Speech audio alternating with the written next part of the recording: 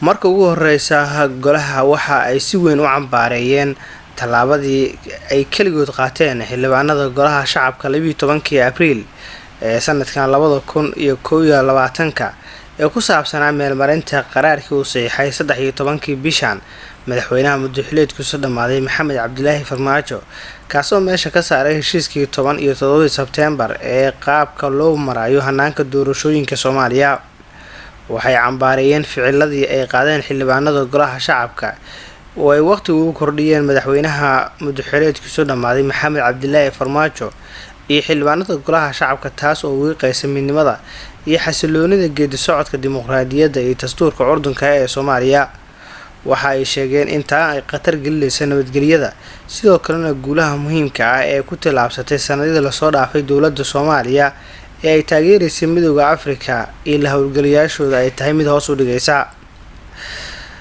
qodobada ka soo baxay kulanka waxaa qodobka saddexaad ahaa waxaan walaac qoto dheer ka muujinaynaa saameynta ay yeelan karto xaaladda siyaasadeed ee haatan ka jirta Soomaaliya isku xirnaanshaha dowladda federaalka ah iyo maamul goboleedyada midnimada ciidamada iyo laamaha amniga hanaanka abuuridda xoog iyo sidoo kale sidii loo wadi karo hoos u dhigidda dagaalka ka dhanka ururka Al-Shabaab. 4 inkastoo aan qirayno in heshiiskii 10 iyo 7 Sebteembar uu ka dhashay wada hadal ay Soomaaliya leedahay oo horshad u ahaa dowladda federaalka iyo maamul goboleedyada sidoo kale mucaaradka baahi weyn loo qabo doorasho waqtigeeda ku dhacda oo in Soomaaliya aysan awood u lahayn inay hirgeliso xilligan doorasho hal qof iyo hal cod ah sanadka 2021 waxaana mar kale xaqiijinaynaa in heshiiskaas uu yahay aasaaska wadada ugu macquulsan ee lagu gaari karo in Soomaaliya lagu qabto doorasho waqtigeeda ku dhacda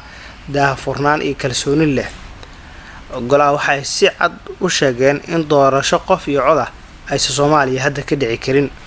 waxay ku booriyeen hogaamiyaasha siyaasadeed ee Soomaaliya in mudnaanta ay siiyaan danaha qaranka iyo inay si degdeg ah dib ugu laabtaan wada hadallada iyadoo lagu saaneynayo heshiiskii 10 iyo 7 Sebteembar ee sanadkii 2020 tilaabooyinka guddiga farsamada ee Baydhabo iyadoo la raadinayo xal is-afgarad ah oo loo gaarayo arrimaha taagan iyo caqabadaha doorashooyinka Soomaaliya. waxay ugu baaqeen dhammaan hogaamiyaasha siyaasadda inay isxakameeyaan oo ay ka waantoobaan ficil kasta oo keeni kara in xiisadda ay sii kororto isla markaana wiiqi karta awoodda gobolka Geeska Afrika iyo qaaradda ay Soomaaliya ku leedahay. sidoo kale waxay ka codsadeen gudoomiyaha guddiga Midowga Afrika inuu si degdeg ah u magacaabo una diro Soomaaliya wakiil sare oo ah ergeyga Soomaaliya si uu la shaqeeyo dhinacyada danayaasha ay qusayso isagoo taageero ka helaya wakiilka gaarka ah ee gudoomiyaha Midowga Afrika madaxa AMISOM si loo gaaro tanaasul la isla ogol yahay iyo inuu warbixin soo siiyo muddo 4 toddobaad gudahooda arrimaha doorashooyinka Soomaaliya si degdeg ah lagu qabto goluhuna ay warbixin dhameystiran u helaan. qodob kale ee muhiimka ah ee ka soo baxay waxaa ka mid ah in ay codsadeen Midowga Afrika in ciidanka AMISOM ee qaybta ka howlgalka AMISOM ee ka howlgala Soomaaliya inay la socdaan dhaqdhaqaaqyada ciidamada amniga ee dowladda Soomaaliya kuwaas oo laga yaabo inay keenaan isku dhacyo.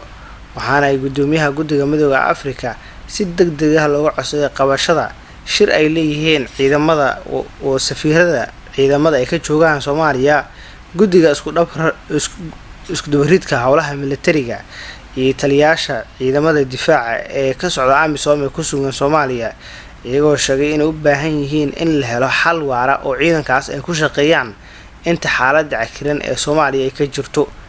waxay sidoo kale tilmaameen inay muhiim tahay inay la socdaan hadba ciidanka dowladda Soomaaliya iyo dhaqdhaqaaqyada ciidan ee ka jira Muqdisho si looga hortago isku dhac dhexmara dowladda iyo mucaaradka. dhanka kalena dowladda Mareykanka ayaa taageero weyn u muujisay go'aanka ka soo baxay golaha Midowga Afrika. xafiiska arrimaha Afrika ee kaaliyaha xogeyaha arrimaha dibadda ee Mareykanka ayaa taageeray go'aanka golaha amniga iyo nabadda ee Midowga Afrika oo ka soo saaray arrimaha doorashooyinka. waxaan taageersanahay golaha nabadda ee Midowga Afrika go'aanka lagu cambaareeyay muddo korinta isbuucii hore ay sameeyeen baarlamaanka Soomaaliya. waxaan soo dhaweynaynaa dhexdhexaadin kuna boorinaynaa madaxda Soomaaliya inay isku raacaan waddo hore lagu socdo si loo xaliyo xiisada taagan ayaa lagu yiri warka kasoo baxay xafiiska kaaliyaha arrimaha dibadda ee qaaradda Afrika ee dalka Mareykanka. golaha shacabka ayaa muddo kordhin u sameeyay madaxweynaha waqtigu ka dhamaaday Farmaajo iyadoo muddo kordhintaasna sabab looga dhigay doorasho qof iyo cod ah in dalka ay ka dhacayso, laakiin adduunyada dhan ayaa hadda u muuqata mid guud ahaanba albaabada muddo kordhintaasi ay soo xirtay.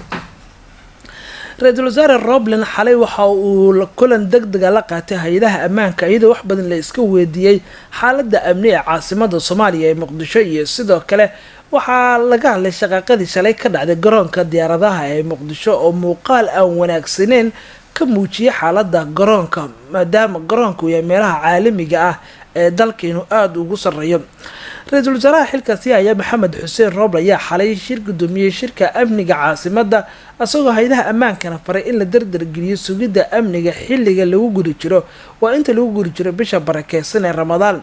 ra-iisul wasaaraha ayaa ka digay ugu digay hay'adaha ammaanka halis walba oo ka imaan karta dhinacyada ammaanka lidiyuka, wuxuuna ra-iisul wasaaraha hay'adaha ammaanka ka dhigaystay warbixino ku saabsan xaaladda guud ee amniga caasimadda iyo sida lagu hortagi karo khataraha ka imaan kara kooxaha argagixisada, sida lagu yiri qoraalka dowladda ka soo baxay ee cadowga oo maleegaya shirqoolo shacabka.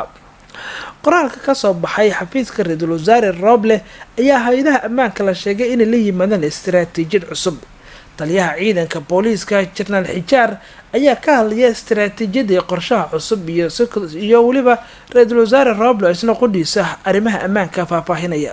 dhacdadii maanta ka dhacday garoonka caalamiga ee aadan Cabdulla Ismaan, taas oo isjiid aan habboonayn oo hay-adaha meesha ka shaqeeya uu dhex maray, muuqaal xunna ka bixisay garoonka iyo howlihiisa. waxaan ku faraxsannahay in aan garoonka wax dhibaato ah weyn ka soo gaarin, laakiin muuqaal xumo iyo aanan raalli ka ahayn ka dhacda meesha. asaga iyo madaxweynuhuba aad bay runtii arrintaas uga xumaadeen. waxaan anugu ku jiray marka wasiiro iyo mas-uuliyiin meesha loo diray oo taliyaha booliiska iyo kulli ay ka mid yihiin. wuxuu naga dhageystay warbixintaas ayaan u gudbinay. waxaana u aragnay in wixii meesha ka dhacay tallaabo laga qaado ayaan usoo gudbinay. arrintii maanta ka dhacday garoonka aadan cadde runtii aad iyo aad ayaan uga xumaaday. waa arrin foolxun, waa muraayadii dalka Soomaaliyeed. waxa maanta dhacay wax loo dul qaadan karo ma ahan. waxaan faray wasiirka amniga wasiir Xundubey inuu ka qaado tallaabada sharciga ah ee waafaqsan sida ugu dhaqsiyaha badan 24 saac ee soo socdo. waxaan kaloo faray in ay jawaab nagu soo siiyaan wasiirka amniga, taliyaha booliiska, taliyaha immigrationka, taliyaha NISA wixii meesha ka dhacay. cid kastoo falkaas wax ku geysatayna dhammaan sharciga la marsiiyo. waana fariin aan toos ugu diray wasiirka amniga oo aan ka sugayo jawaabteeda. shacabka Soomaaliyeed waxaan u sheegayaa ka qayb qaata wanaagga dalkiina. ma ahan in social media la wareejiyo wax dalkiina dhaawacayo. idinka u arko wax aad ku dhibaysaan ama xukuumad ama dad gooni ah ha u arkina. waxaan waa shacabkiina, waa dalkiina, waa dadkiina. lahaa ogaada inaad dalkan leedihiin. Soomaaliya ha ka dhigina nin qaawan oo geeljira ah oo Soomaalida dhahayo walaalayaal aan is asturno. haddaad isqaawiso aad tiraahdo walaalayaal aan is asturno, ma asturnid. is astura. shacabka Soomaaliyeed joojiya waxa ay qaybinaysaan. waa sax, wixii waa dhaceen. ciddii falkaas geysatayna waa la yaqaanaa, waana laga daba tegayaa sida ugu dhaqsiyaha badan.